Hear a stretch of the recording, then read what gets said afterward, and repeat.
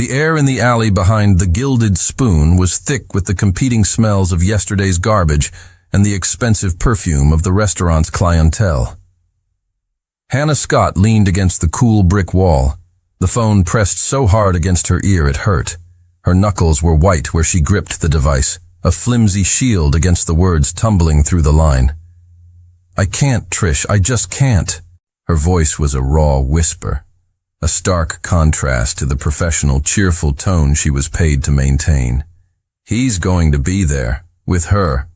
I'll look like the world's biggest failure."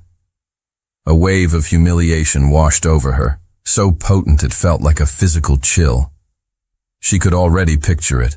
Alexander, her ex, looking effortlessly handsome in a tailored suit, and Gloria, his model-esque fiancée, who also happened to be Patricia's cousin, draped on his arm. And then there would be Hannah, alone, the discarded girlfriend, still a waitress, still single. The thought was a lead weight in her stomach. She ended the call with a shaky breath, squeezing her eyes shut for a single, precious second. The professional mask had to go back on. She pushed off the wall, straightened the crisp white apron over her black uniform, and forced a smile that felt brittle, like a pane of glass about to shatter. Back in the hushed elegance of the main dining room, she moved with a practiced grace, her steps silent on the plush carpet. Her gaze swept the room until it landed on her final table of the night, tucked away in a discreet corner. Theodore. He was her regular mystery. He came in at least twice a week, always alone, always dressed in clothes that were too casual for a place like this. A simple gray sweater, worn-in jeans, yet he never seemed out of place. He possessed a quiet confidence that was its own form of authority. More than that, he was kind. In a world where men with money often looked right through her, Theodore looked at her. His eyes, a startling shade of deep blue, held a genuine warmth that always caught her off guard. She had, in her mind, decided he must be like her, someone on the outside looking in, perhaps saving up for a special meal. Rich people weren't this gentle. "Rough day, Hannah?" he asked as she approached. His voice was low and smooth, a calm current in her turbulent sea of anxiety. He had noticed. Of course he had. He always seemed to notice the slight tremor in her hands, or the exhaustion hiding behind her smile. The question, so simple and sincere, was the tiny crack that broke the dam. The words spilled out of her in a hushed, desperate torrent. The wedding, the ex, the beautiful fiancé, the crushing weight of her own perceived failure. She told him everything, her voice barely audible over the distant clink of silverware, her professional composure completely deserting her. He listened without interruption, his gaze never leaving her face. There was no pity in his eyes, only a focused, thoughtful attention. The space between them felt charged, a small bubble of shared confidence in the crowded room. When she finally fell silent, her cheeks flushed with the shame of her oversharing, she expected him to offer a few polite, meaningless words of comfort. Instead, a wild, reckless idea sparked in the chaos of her mind. It was insane. It was unprofessional. It was, quite possibly, the only thing that could save her. It was born of his kindness, of the easy way he spoke to her, of the mistaken belief that he was just a regular guy who might understand. She leaned forward, her hands gripping the edge of the table. "Theo," she began, the name a soft, hesitant breath. "I know this is completely insane. You don't know me, not really, but..." She took a shaky breath, her heart hammering against her ribs. Could you go with me, to the wedding?" She rushed the next words out before she could lose her nerve. "As my husband." The silence that followed was deafening. He just stared at her, his expression unreadable. She felt a hot flush of regret creep up her neck. He was going to laugh, or worse, look at her with the pity she dreaded. She had crossed a line. She had ruined the one simple, pleasant interaction in her otherwise complicated life. But he didn't laugh. After a long, agonizing moment, the corner of his mouth twitched. A slow, deliberate smile spread across his face, a smile that held a depth of amusement she couldn't begin to fathom. It reached his eyes, making them sparkle with a sudden dangerous light. He leaned back in his chair, his gaze still locked on hers. "Your husband?" he repeated, the words rolling off his tongue, laced with an intriguing, almost predatory humor. He considered her, his head tilted slightly. "Hannah Scott," he said, his voice a low, conspiratorial murmur. "That is, without a doubt, the most interesting proposal I've received all year." He leaned forward again, the space between them crackling with an unspoken electricity. "I accept." The day of the wedding arrived like a rapidly approaching storm front, a mix of dread and a strange, thrilling anticipation. Hannah stood in her small apartment, the scent of lavender and chamomile tea, her personal ritual for calming her nerves, hanging faintly in the air. She smoothed down the fabric of her simple but elegant navy blue dress for the 10th time, her heart a frantic drum against her ribs. This was a terrible, brilliant idea. A sharp, confident knock echoed from her front door. Her breath hitched. He was here. When she opened the door, the man standing in her hallway made the air leave her lungs in a silent rush. This was not Theo, her kind, casually dressed diner friend. This was a different man entirely. He was encased in a dark, exquisitely tailored suit that seemed to have been spun from midnight and money. It fit his broad shoulders perfectly, hinting at the power in his frame. His hair was styled, his shoes gleamed with a light of their own, and on his wrist, a watch with a dark, complex face caught the dim hallway light, winking at her like a tiny, expensive star. "Wow," she breathed, her eyes wide. You really clean up." A slow smile touched his lips, the same one from the restaurant, but now it was framed by a jawline that looked sharp enough to cut glass. "The role of husband has a certain dress code," he said, his voice a low, smooth rumble. He offered her his arm, and the fabric of his suit was impossibly fine beneath her fingers. "Shall we, Mrs. Scott?" The playful title sent a ridiculous, inappropriate shiver down her spine. She took his arm, feeling like she was stepping into a different world. At the wedding, Theodore was a revelation. He wasn't just playing a part. He was inhabiting it. His hand rested possessively on the small of her back, a constant, warm pressure that was both a comfort and a source of dizzying electricity. He navigated the sea of high society guests with an effortless grace, introducing himself as Hannah's husband, with a charming smile that left everyone, including Hannah, slightly breathless. He would lean in to whisper a witty, cutting observation about a particularly pompous guest, his breath warm against her ear, making her laugh a real, genuine laugh. He kept her wine glass full, anticipated her needs, and every so often, he would look down at her. That look. It was a masterpiece of performance, a gaze so full of adoration, so intense, it felt like he was seeing into her very soul. A treacherous, foolish part of her wished it were real. The effect on her ex was immediate and deeply satisfying. Alexander's handsome face was a mask of confusion and irritation. He kept shooting glances at them from across the room, his eyes narrowed on Theodore, a silent predator, sizing up a rival. For the first time since their breakup, Hannah felt powerful. She wasn't the girl he left behind. She was the woman who had moved on to someone far more compelling. The illusion was perfect. Too perfect. Later in the evening, as they stood near the towering, flower-draped wedding cake, a portly, smiling man with a kind face approached them. Hannah recognized him as Mr. Gable, Patricia's father. "What a wonderful celebration, isn't it?" Mr. Gable boomed, shaking Theodore's hand with enthusiasm. He then paused, his brow furrowing as he looked more closely at Theodore. "You look incredibly familiar. Have we met?" "I don't believe so," Theodore replied smoothly, his smile never faltering. "But Mr.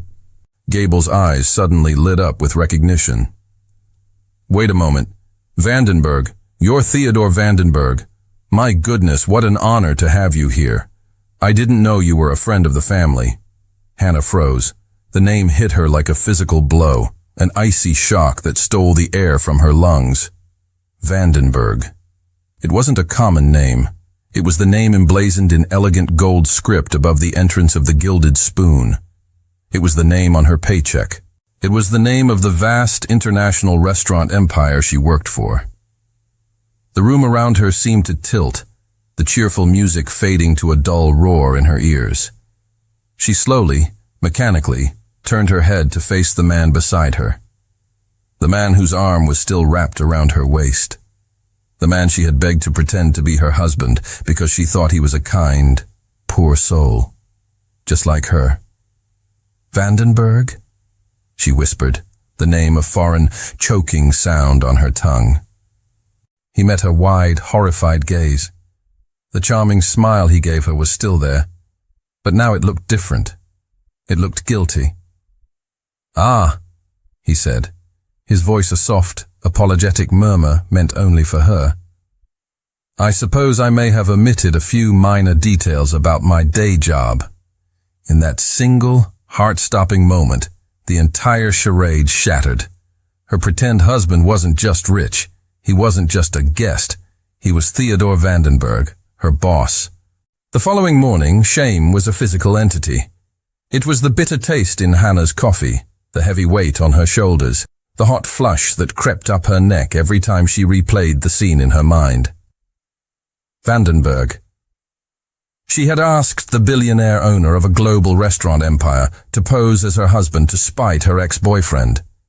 The sheer, mortifying absurdity of it made her want to crawl into a hole and never come out. Her first instinct was to draft a resignation email. It was the only logical course of action. Just as she was mentally composing the first sentence, her doorbell rang. The sound was so sharp and unexpected it made her jump. She wasn't expecting anyone. She peered through the peephole, and her heart promptly dropped to her stomach. It was him, Theodore Vandenberg, standing on her worn-out welcome mat, looking as out of place as a panther in a petting zoo. He was back in his casual clothes, a soft dark Henley and jeans, but the illusion was shattered. She could now see the quiet, undeniable luxury in the perfect cut of the fabric, the fine leather of his boots. In his hands, he held a cardboard tray with 2 large coffees. With trembling fingers, she unlocked the door. "We need to talk about the terms of our marriage," he said, his lips twitching with that same infuriatingly charming smile. There was no hint of anger or awkwardness in his eyes, only a deep, unnerving amusement. She stepped back, letting him into her tiny apartment. He moved into the space with an easy confidence, his presence seeming to shrink the room. He placed the coffees on her small kitchen counter, his gaze sweeping over her collection of mismatched mugs and well-loved paperbacks. "You're my boss," she blurted out, the words a mixture of accusation and pure horror. "The owner of everything. And you let me drag you into that ridiculous, embarrassing charade." He turned to face her, leaning back against the counter. "To be fair," he said, his voice laced with laughter, "it was the most entertaining evening I've had in years." Alexander's face was a masterpiece of bewildered fury. The fact that he found it funny only deepened her mortification.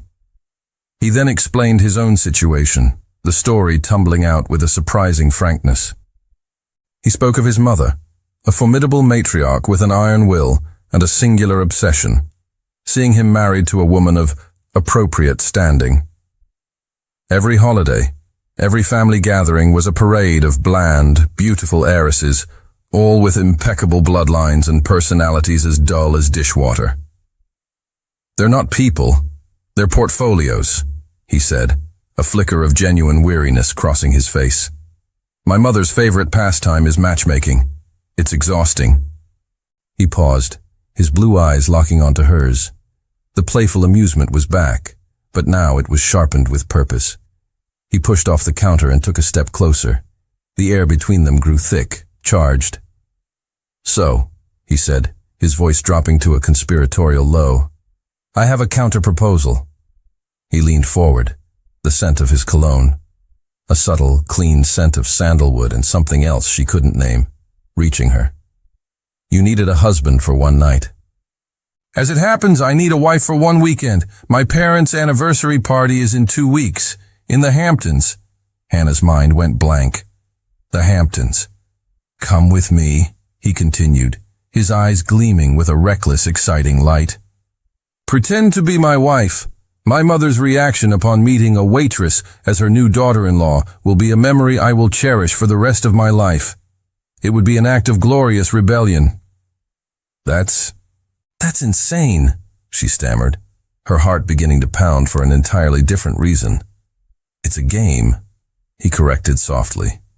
An adventure. He took another step, closing the remaining distance between them.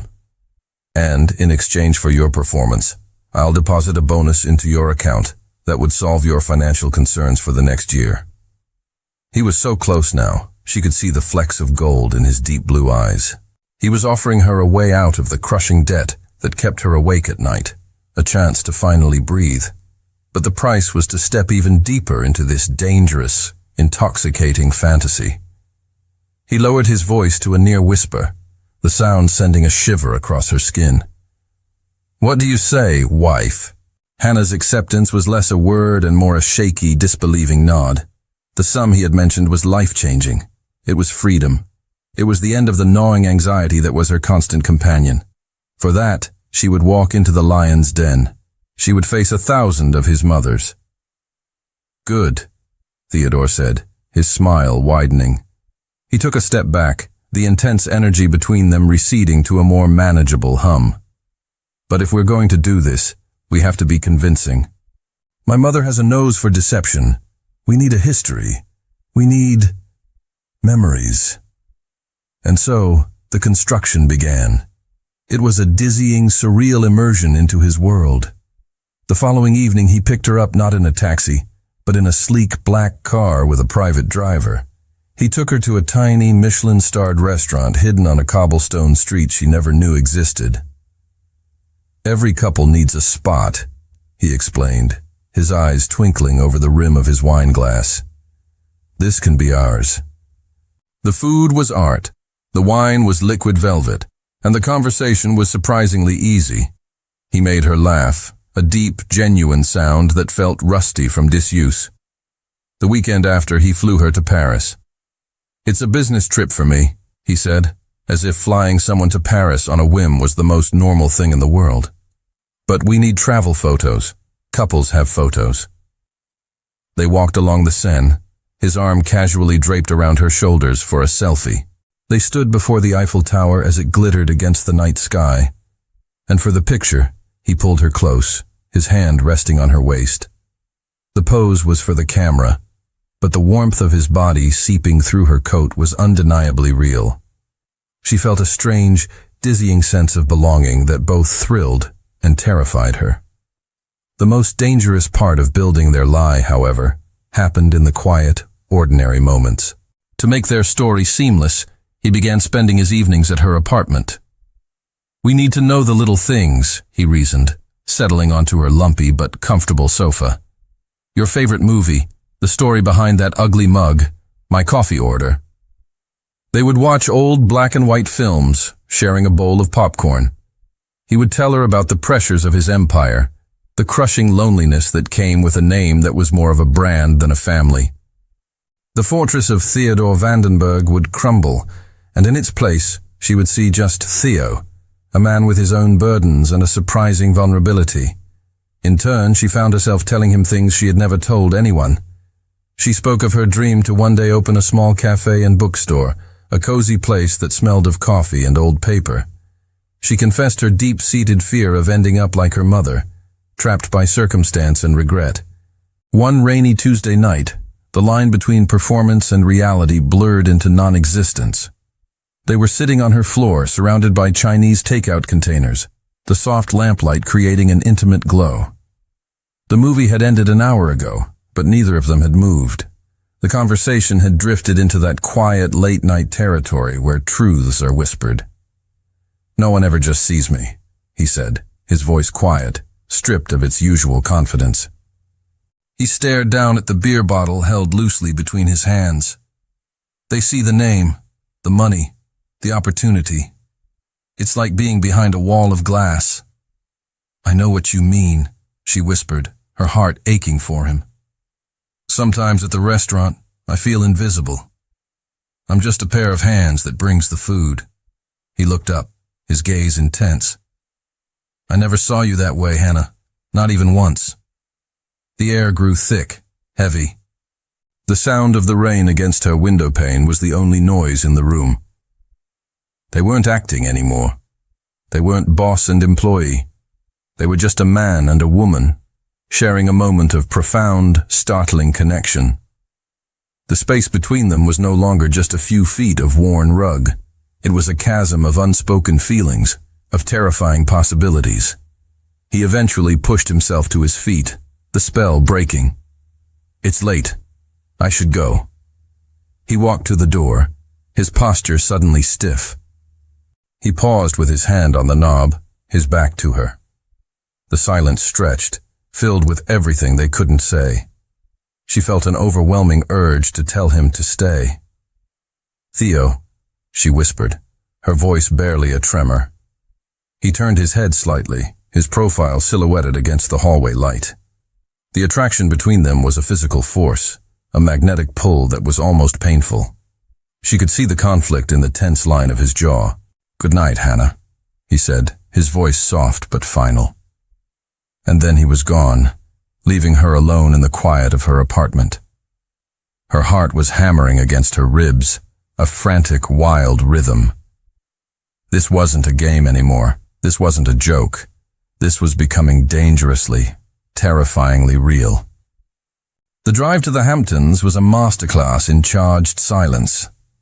They sat in the plush leather back seat of Theodore's car, the quiet hum of the engine a stark contrast to the storm of unspoken thoughts raging between them.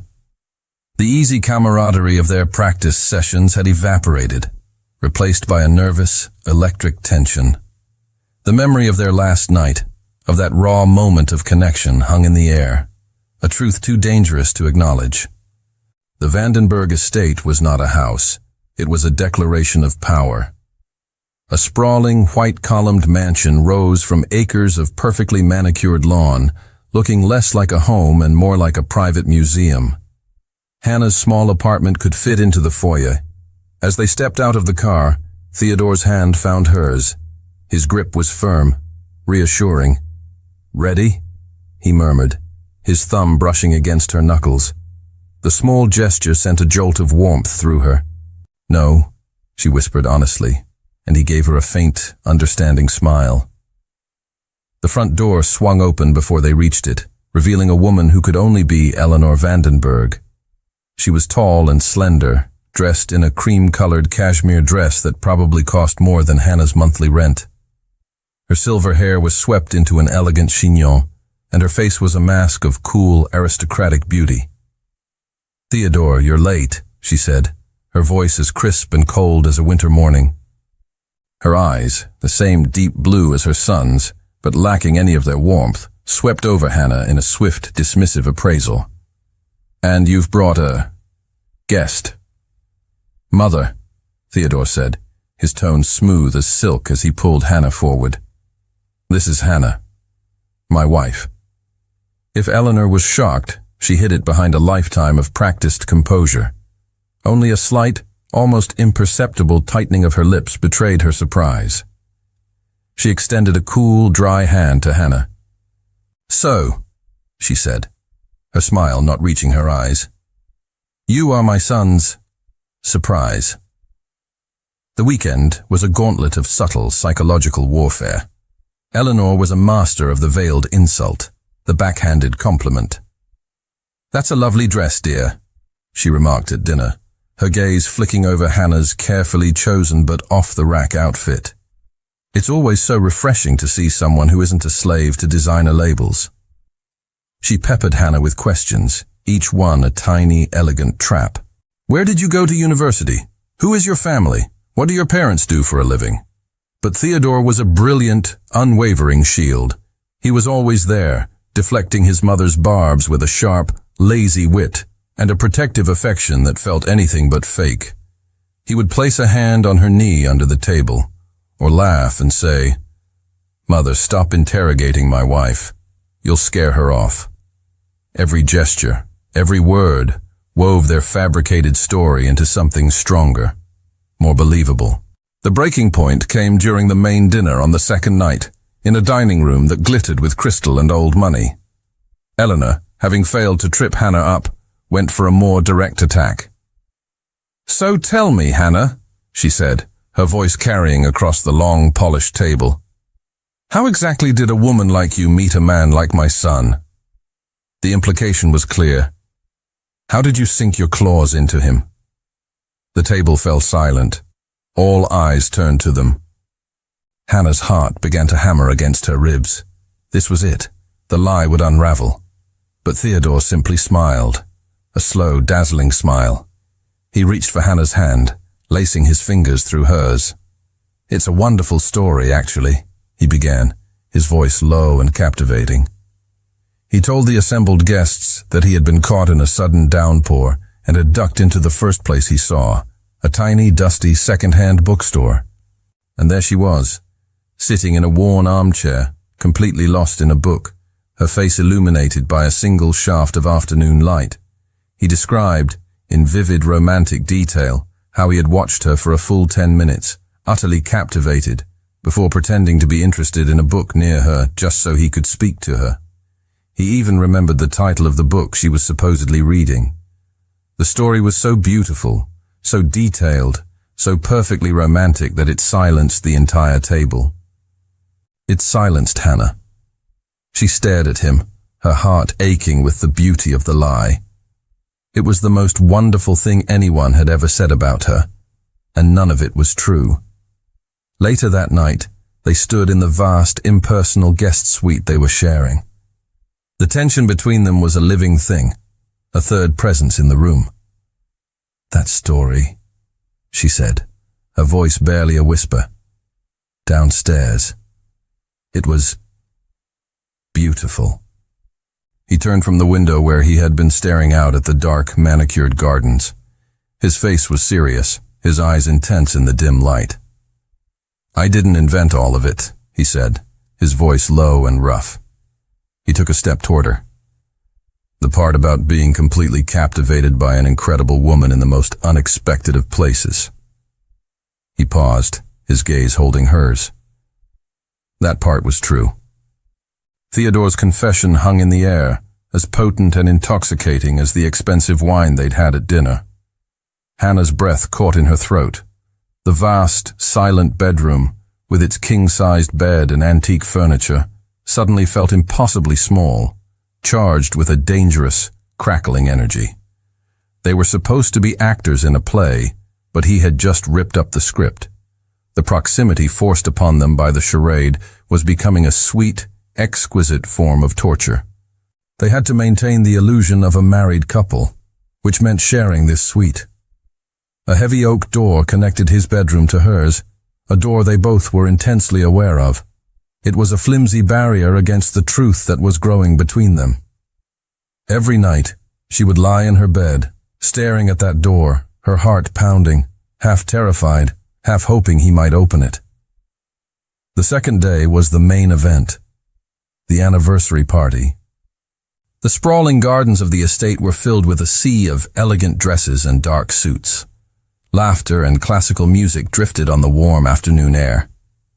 Hannah felt like an imposter in a fairy tale, clinging to Theodore's arm as he navigated the crowd. She found herself cornered by Eleanor and two of her hawk-faced friends near a rose garden. The interrogation was subtle, but relentless. "And your family, dear?" one of the women asked, her eyes sharp and bird-like. "Are they in business? Or perhaps the arts?" "My father was a builder," Hannah said, her chin held high. "Oh, a builder," Eleanor repeated, exchanging a look with her friends that was as clear as a spoken insult. "How quaint." The condescension in her voice was a physical slap. Hannah felt her cheeks burn, the familiar sting of shame prickling her eyes. She saw him before he saw her. Theodore was across the lawn, deep in conversation with a senator. But then his head lifted, his gaze scanning the crowd as if sensing her distress. His eyes found hers, and his smile instantly vanished. He saw the trio of women surrounding her, saw the forced tightness of her smile, the humiliation in her eyes. He excused himself from the senator with a curt nod. He moved through the crowd not like a host, but like a predator, purposeful, silent, deadly. The guests parted for him, sensing the shift in his demeanor. He didn't stop until he was standing directly behind her. He slid his arm around her waist, pulling her back against his chest in a gesture of blatant, unapologetic possession. The warmth of his body was a solid, protective wall at her back. "Excuse me, ladies," he said, his voice a low, dangerous purr that cut through their polite chatter.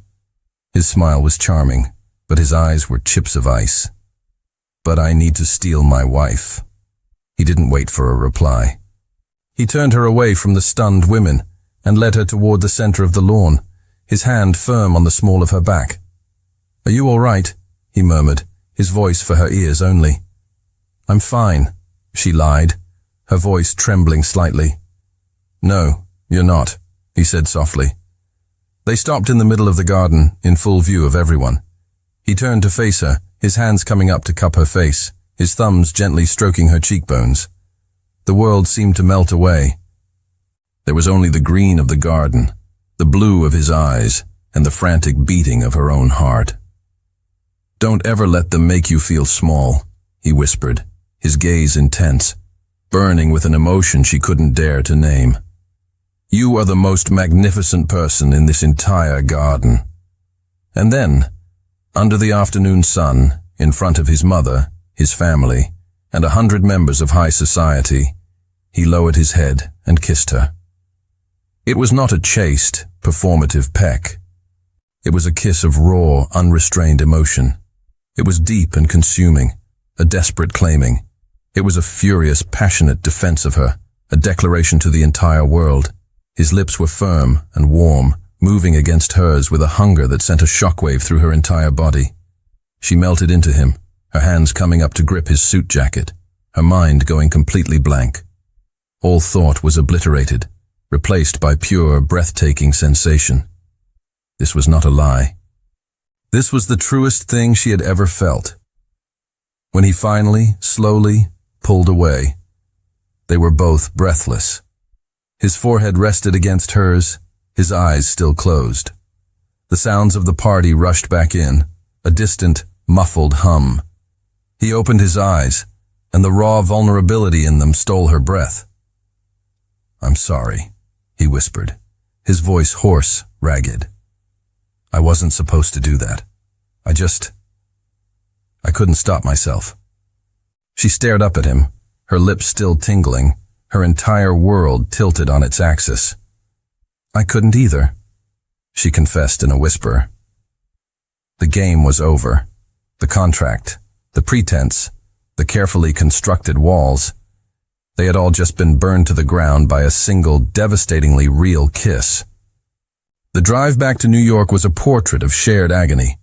The air inside the car, once charged with nervous tension, was now heavy with the suffocating weight of a truth neither of them knew how to handle. The kiss had been a point of no return. It had shattered the fragile framework of their agreement, leaving them adrift in a sea of unspoken, terrifying emotion. They sat inches apart, yet a vast, unbridgeable chasm seemed to separate them. The silence wasn't empty. It was filled with the ghost of his lips on hers, the memory of her hands clutching his jacket. He didn't drop her at her apartment. Instead, the car pulled up in front of her building, and a second, separate car was already waiting at the curb for him. A clear, clinical division. The game was over. They were no longer a couple. They were, once again, Theodore Vandenberg, the billionaire, and Hannah Scott, the waitress. "Hannah," he said, his voice strained, his gaze fixed on the window opposite her. He couldn't look at her.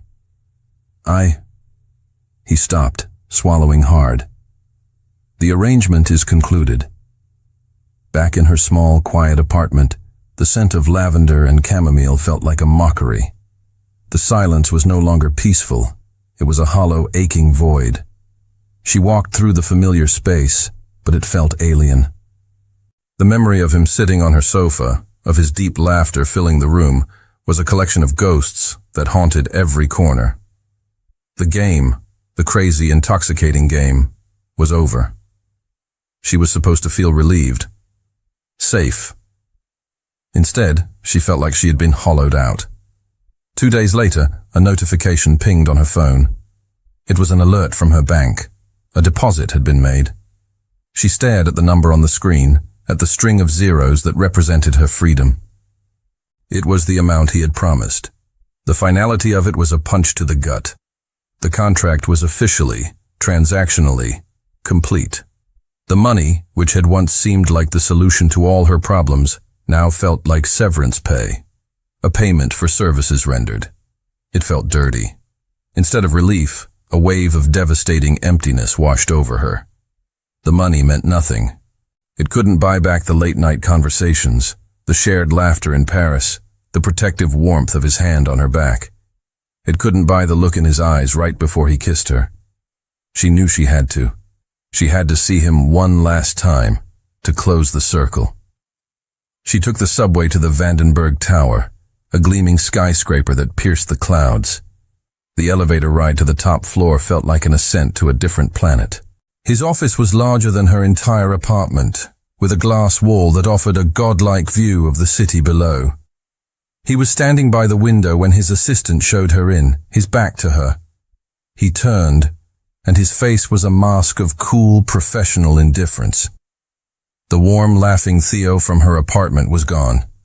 This was Mr. Vandenberg, the CEO. "Hannah," he said, his voice polite, distant. "To what do I owe the pleasure?" "I came to thank you," she said, her own voice sounding thin and strange to her ears. "For the bonus. It's very generous." "You fulfilled your end of the bargain," he replied, his tone clipped, businesslike. "It was a pleasure doing business with you, Miss Scott." Miss Scott. The name was a slap.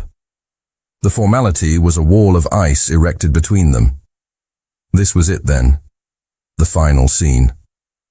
They were pretending again, but this time they were pretending they were strangers. "Right," she said, a bitter, hollow feeling spreading through her chest. "Well, thank you for everything." She turned to leave before he could see the tears welling in her eyes. Her hand was on the doorknob when she heard his voice, low and rough. "Hannah." She paused, her back still to him, her heart leaping with a sudden, foolish hope. "Yes?" she whispered. There was a long silence. She could feel the weight of his gaze on her back. "Good luck with your future endeavors," he said. The words were like knives. She didn't reply. She simply opened the door and walked out, the quiet, decisive click of the lock closing behind her. It was the sound of an ending, a door closing not just on an office, but on a world, on a possibility, on the most real thing she had ever felt. 2 weeks passed, 14 days, each one a carbon copy of the last, a long, hollow stretch of time that Hannah filled with work and exhaustion. The silence from Theodore was absolute. She threw herself into her shifts at the Gilded Spoon, the familiar rhythm of taking orders and carrying plates a welcome, mindless distraction. But the restaurant itself had become a torture chamber. Every corner held a memory of him. The corner table where he used to sit, the spot by the bar where he'd waited for her, the curve of the staircase he'd descended like a king on the day of the wedding. Her life was supposed to be better. The debt was gone. She was financially secure for the first time in her adult life. Yet, she had never felt more impoverished. The vibrant color he had brought into her world had faded, leaving everything in dull shades of gray. She missed his laugh. She missed the way his eyes would crinkle at the corners when he smiled. She missed the thrilling, terrifying feeling of being truly seen. Theodore, in his glass tower, was living his own private hell. The silence he had imposed was a self-inflicted wound. His vast, empty penthouse felt like a tomb. He would find himself walking towards the East Wing, towards her old room, before remembering she was gone. He'd pick up his phone to text her a funny observation, his thumb hovering over her name, before the cold reality crashed down on him again. He had built his life on logic and control, yet he had willingly, foolishly, let go of the one variable that made any of it feel worthwhile. He was drowning in the quiet, orderly world he had fought so hard to maintain. One Tuesday evening, as Hannah was balancing a tray of appetizers, a familiar voice cut through the restaurant's polite murmur. Hannah. She froze, her blood running cold. She didn't need to turn around to know who it was. Alexander. He stood there, looking just as handsome and confident as ever. He was alone. "I was hoping I'd find you here," he said, his smile a little too smooth. "What are you doing here, Alexander?" she asked, her tone flat. "I made a mistake," he said, his voice dropping to a low, intimate register. "A huge mistake. Gloria and we're over. It was never real. Being with her made me realize that it's always been you, Hannah. I love you. Please give me another chance." His words, which once would have been everything she wanted to hear, now felt hollow.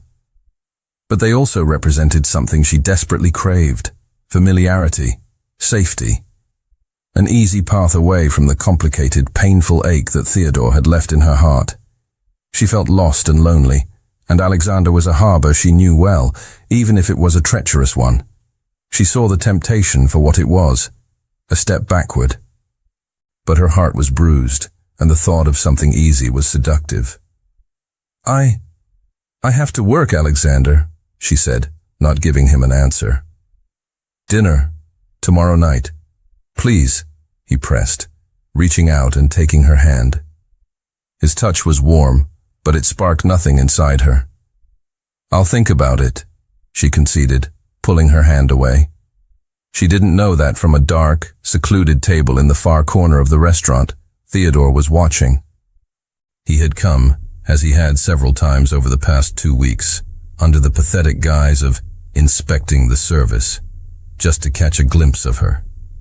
He needed to see her, even if it was from a distance, like a man dying of thirst, looking at a mirage. He watched the whole exchange. He saw Alexander's earnest, pleading face. He saw him take her hand, and most devastatingly, he saw the hesitation in Hannah's expression. He saw that she didn't immediately shut him down. He saw the flicker of consideration in her eyes. A cold, possessive jealousy, fierce and unfamiliar, seized him. It was a visceral, physical reaction, a punch of ice to the gut. He had no right. He had ended their agreement. He had pushed her away. But the thought of her going back to that man, of her laughter belonging to someone else, was unbearable. He realized, with a surge of cold, stark panic, that he hadn't just pushed her away.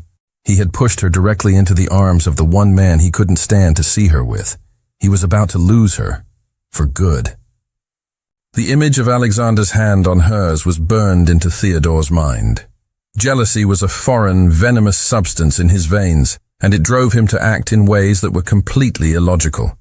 The cool, detached CEO was gone, replaced by a man operating on pure, primal instinct. His silent pursuit began. He couldn't stay away. He started showing up at the Gilded Spoon almost every night, always taking the same dark corner table that offered a clear, unobstructed view of the main floor. He would order a whiskey, open a file on his tablet as a prop, and just watch her. He watched the way she moved through the tables with an effortless grace. He watched the way her face lit up when she spoke to Patricia, who often stopped by after her own shift.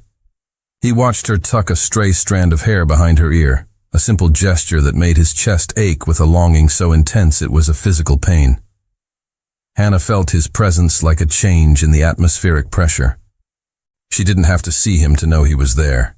She could feel the weight of his gaze on her as she worked, a silent, burning scrutiny that made the hairs on her arms stand up. It was unnerving. It was infuriating. He had made his choice, drawn the line between them with cold, hard cash. What right did he have to sit there now, haunting her like a ghost at the feast? Meanwhile, Alexander's campaign to win her back was relentless.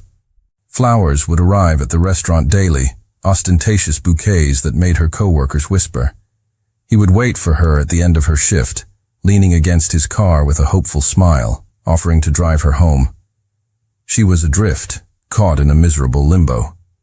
Her heart screamed for Theodore, for the man who had shown her a world of passion and connection she never knew existed. But that man had vanished, leaving only the cold Mr. Vandenberg in his place. Alexander, on the other hand, was present, persistent, and offering a simple, if flawed, future.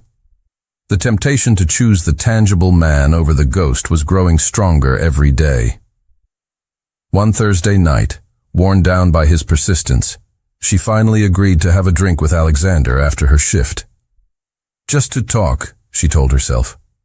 From his corner table, Theodore watched her hang up her apron. He saw Alexander enter the restaurant and walk toward her, his smile triumphant.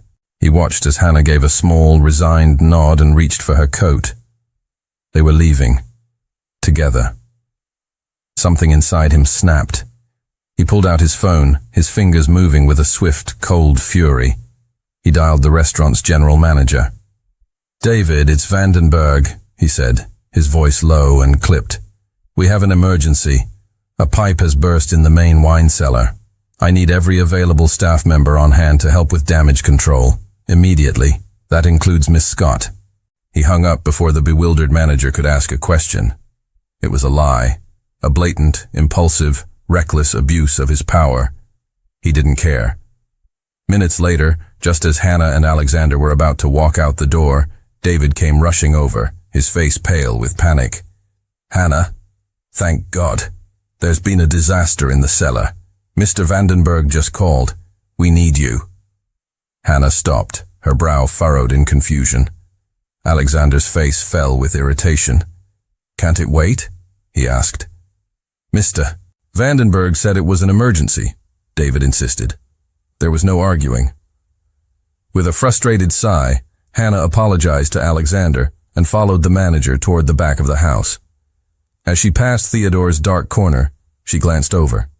He was staring down at his tablet, feigning ignorance, but the rigid set of his shoulders and the white-knuckled grip he had on his whiskey glass gave him away.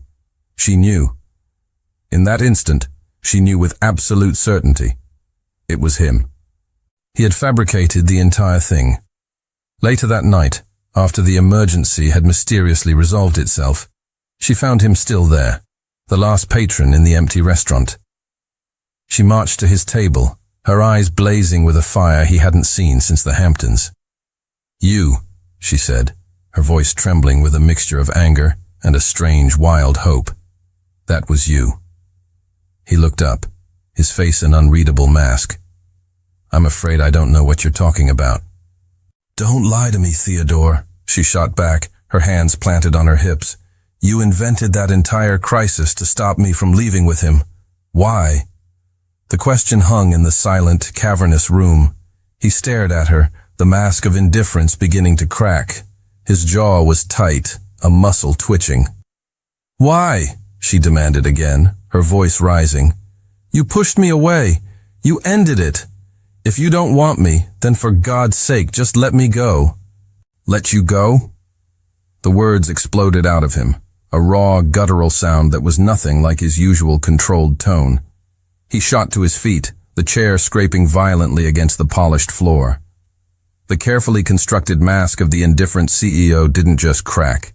It shattered into 1,000 pieces, revealing the desperate, tormented man beneath. "I can't," he yelled, the sound echoing in the vast, empty dining room. He took a step toward her, then another, his hands clenched into fists at his sides. "Don't you understand, Hannah? I can't let you go." He was closing the distance between them, his powerful frame seeming to consume the space. The air grew thick, electric, vibrating with the force of his unleashed emotion. "I tried," he continued, his voice dropping, but losing none of its intensity. It was rough, ragged, torn from the depths of his soul. "God, I swear I tried. I tried to go back to being your boss. I tried to pretend that weekend never happened, that we never happened." He was standing directly in front of her now, so close she had to tilt her head back to look up at him.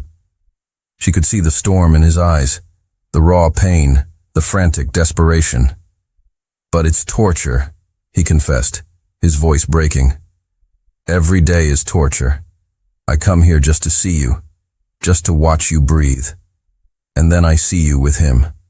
I see him smile at you. I see him touch your hand, and I feel like I'm being ripped apart, piece by piece." He reached out, his hand hovering in the air for a moment before his fingers brushed against her cheek. His touch was hesitant, reverent, as if he no longer believed he had the right. "I know our agreement is over," he said, his voice now a raw, pleading whisper. "I know I have no right.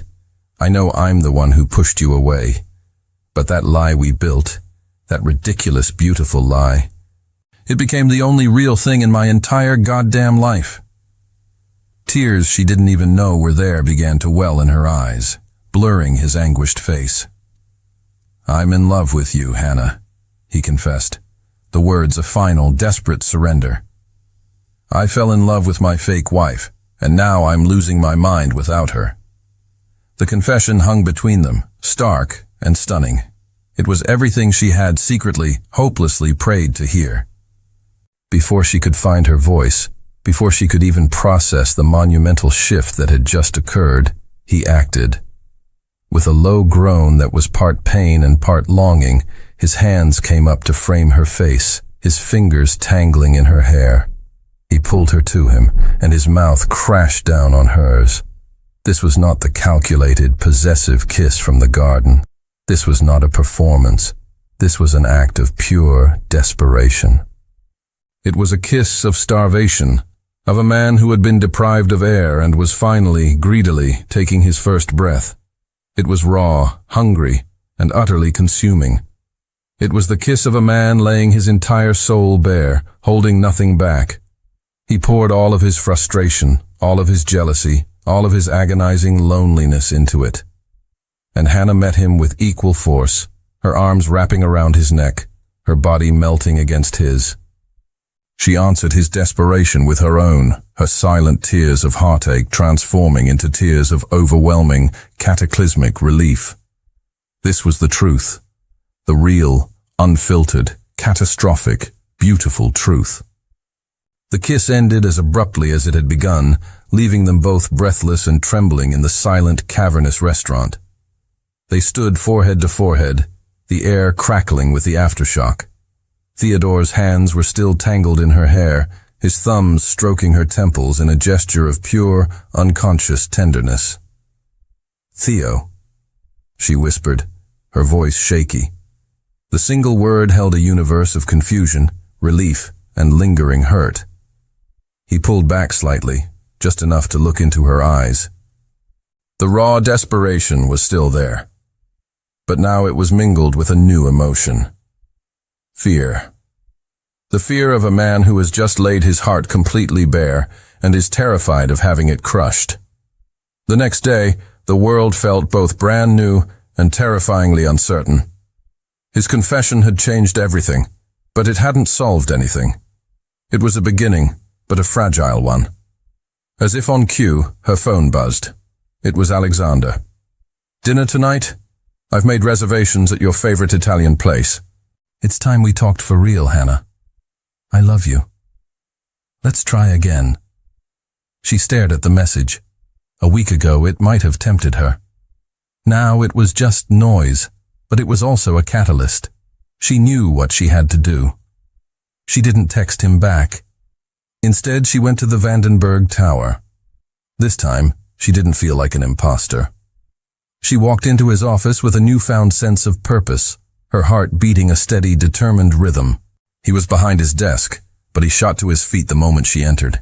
He looked like he hadn't slept. His hair was slightly disheveled, and his eyes were full of a nervous, hopeful anxiety. "Hannah," he breathed. "I heard you," she said, her voice calm and even. She stopped in the middle of the room, keeping the vast expanse of his desk between them. "I heard everything you said last night." A wave of relief washed over his face. "Then you know." "I know you said you love me," she interrupted, her voice firm. "But words aren't enough, Theodore. Not anymore." His hopeful expression faltered, replaced by confusion. "You built a fantasy for me and it was beautiful," she continued, her voice ringing with a strength she didn't know she possessed. "But then you hid from it. You used me in your game with your mother, and when it got too real you paid me off and discarded me like a business expense. You hurt me." The truth of her words hit him like a physical blow. He flinched, his face paling. "If what you feel is real," she said, her gaze unwavering, "if last night wasn't just another moment of impulsive desperation, then you have to prove it. You have to show me." He looked utterly lost, a man stripped of all his usual power and control. "What do you want me to do?" he asked, his voice raw. "I'll do anything. Just tell me." This was the moment. The power had shifted. He was offering her the world on his terms, but she needed him to understand hers. "That's the point," she said, her voice softening slightly. "I'm not going to tell you. I'm not another problem for you to solve with your money or your influence." She took a deep breath, steeling herself. "You have 24 hours to figure it out, to show me that you see me, Hannah, not just a woman you want to possess." She started to walk toward the door. "And if you can't?" he asked, his voice strained. She paused, her hand on the doorknob, and looked back at him. The pain and fear in his eyes were immense, but she had to do this, for both of them. "Then I'm going to move on," she said, her voice quiet but absolute. "For real this time." She walked out, leaving him alone in his silent, glass-walled kingdom, with her ultimatum hanging in the air. The future of their story was now, entirely, in his hands. Theodore stood motionless in his office long after she had gone, the silence pressing in on him. 24 hours. The ultimatum was both a death sentence and a lifeline. For the first time in his life, he was faced with a problem that his usual arsenal, money, power, and logic, could not solve. He spent the night pacing the length of his penthouse, a caged tiger tormented by a single impossible question. How do you prove a feeling? His first instincts were all wrong, and he knew it. A diamond necklace? It would feel like another transaction. A trip around the world on his private jet. It would be another fantasy, another escape from reality. A public declaration? It would be about his ego, not about her. He sank onto the sofa, running his hands through his hair in frustration. He had to think. He had to see her. What did Hannah value? What did she dream of? His mind flashed back to their late-night conversations in her cozy, cluttered apartment. The memory was so vivid it was almost painful. He closed his eyes, forcing himself to listen not to his own voice, but to hers. He heard her talking about her fear of being trapped, her quiet pride in her independence. And then it hit him. A memory so clear it was like she was whispering it in his ear right now. "A small cafe and bookstore," she had said, her eyes shining with a distant, hopeful light. A cozy place that smelled of coffee and old paper, where people could feel at home. My own little world. Her own world, not his. The realization struck him like a bolt of lightning. He had been so focused on bringing her into his world, on making her a part of his story. He had never once thought about helping her build her own. He shot up from the sofa, his mind suddenly clear, buzzing with a new, terrifying, and absolutely correct purpose. He spent the next several hours on the phone, his voice a low, urgent command in the pre-dawn darkness. He called his personal lawyer, his real estate broker, his top architect. He was a man on a mission, wielding his immense power not as a hammer, but as a sculptor's tool. The next day, Hannah was a wreck. She went through her shift in a fog of anxiety. There had been no word from him. No calls, no texts. The 24 hours were almost up. The silence was his answer. He had failed. A cold, bitter disappointment settled in her chest. She had been a fool to hope. As she was leaving the restaurant, her shoulders slumped in defeat, a professional courier approached her. "Miss Hannah Scott?" "Yes?" "This is for you," the courier said, handing her a thick, heavy envelope before disappearing back into the evening rush. Her hands trembled as she opened it. Inside there were no flowers. There was no gushing letter of apology. There was a stack of official-looking documents. She pulled them out one by one, her confusion mounting. The first was the deed to a small commercial property in Greenwich Village, her favorite neighborhood, the one she'd told him she loved to walk through on her days off. The next were business licenses, all approved and paid for. The last was a set of architectural blueprints. Her eyes scanned the title block on the blueprints, and a choked sob escaped her lips. The project name was written in a simple, elegant font, Hannah's Place. It was a detailed plan for a cafe and bookstore. It was perfect. It was the exact layout she had described to him that rainy night, right down to the cozy reading nooks by the front window. Tucked inside the blueprints was a single, handwritten note on his personal stationery. His handwriting was sharp and decisive, just like him. It wasn't a love letter. It was something more. "Hannah, I don't want to give you my world. I want to help you build yours. And if you'll let me, I'd love to spend the rest of my life drinking coffee in it. By your side." Theo, tears streamed down her face, hot and fast. They weren't tears of sadness or relief. They were tears of being seen, truly, completely seen. He hadn't just listened to her, he had heard her. He hadn't tried to buy her or impress her. He had empowered her. It was the grandest, most romantic gesture of her life, and it had nothing to do with his money and everything to do with his heart. Hannah didn't walk. She ran. She hailed a taxi, her hands clutching the envelope as if it were the most precious object in the world. The documents were a testament, a tangible piece of his heart that he had laid at her feet. The city lights blurred past the window, a smear of color in her tear-filled vision. She burst into the lobby of the Vandenberg Tower, not bothering to check her reflection, and took the private elevator straight to the top. He was standing exactly where she had left him 24 hours before, by the massive glass wall, staring out at the city. He turned the moment the elevator doors chimed, his body rigid with tension. The look on his face was one of pure, agonizing suspense. He had played his final card, and had no idea if it had won or lost him the entire game. She strode into the office, stopping a few feet in front of him. She held up the envelope, her voice choked with emotion. "This is..." She couldn't find the words. "This is everything. It's yours," he said, his voice quiet, raw. "No matter what you choose, no strings, no contracts. It's a gift. Even if you choose him, I want you to have your dream." The selflessness of his words, the willingness to give her everything even if it meant losing her completely, was the final definitive proof. "There is no him," she said, her voice firm and clear, cutting through the last of his uncertainty. There was never really a him.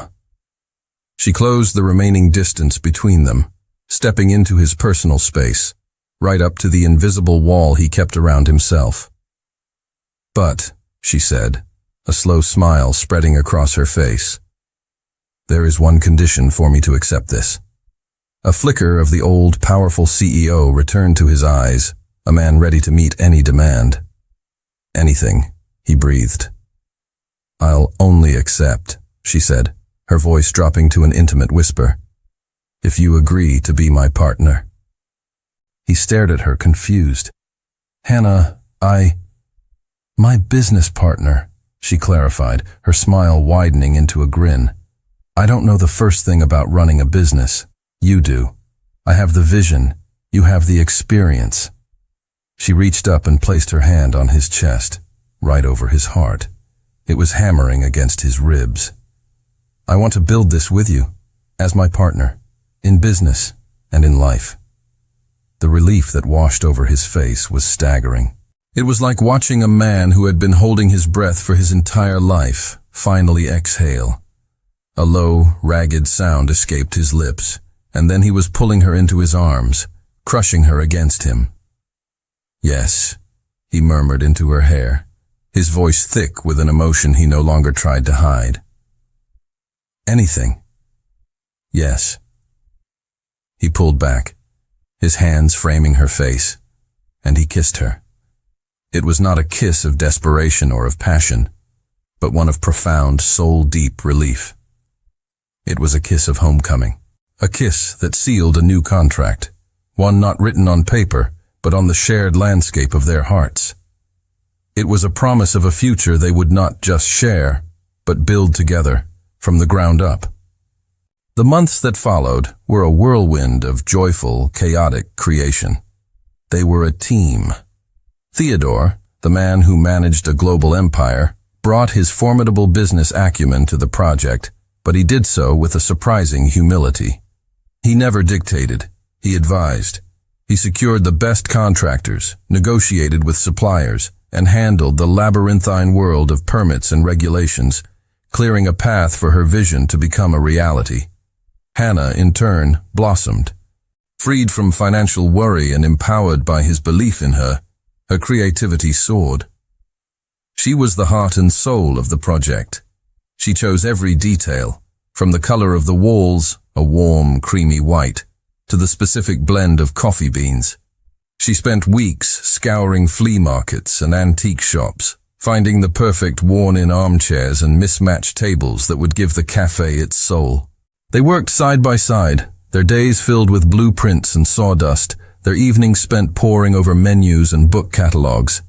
They were partners in every sense of the word, their easy laughter and shared glances creating a language all their own. One afternoon, as they were unboxing a shipment of classic novels, Eleanor Vandenberg appeared at the doorway of the half-finished cafe. She looked entirely out of place in her designer suit and heels amidst the construction dust. "Theodore told me what you were doing," she said, her tone unreadable. She walked through the space, her sharp eyes taking in every detail. Hannah braced herself for a cutting remark. Instead, Eleanor stopped by a window where Hannah had set up a small, sun-drenched reading nook. "This is lovely," she admitted, a note of genuine surprise in her voice. She turned to Hannah. "You have a good eye, child." Coming from Eleanor, it was the highest of compliments. From that day on, something shifted. The formidable matriarch had finally met Hannah on her own terms, in a world Hannah had built, and she had been, to her own astonishment, impressed. The grand opening of Hannah's place was a triumph. The cafe was packed, buzzing with warmth and happy chatter. The air smelled of freshly ground coffee, old books and new beginnings. Patricia was there, beaming with pride. Eleanor and Theodore's father were also there, holding court at a corner table, looking surprisingly at home. At one point, Hannah looked out the large front window and saw a familiar figure pass by on the street. It was Alexander.